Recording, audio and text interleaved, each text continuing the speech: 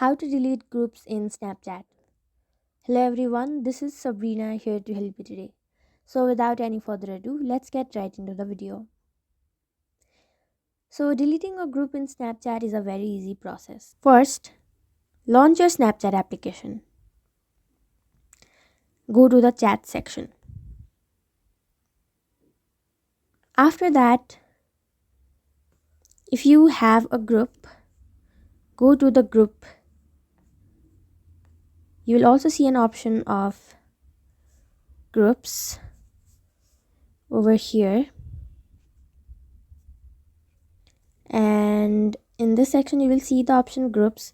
Go over there and you will, after that, all you have to do is tap on the group name and tap on the three dot. You will see an option of delete group, and that's it. All you have to do is remove all the members and leave the group yourself, and done. Thank you for watching this video. Make sure to like, share and subscribe to our YouTube channel. If you got any question, comment them down and I'll catch you in the next one.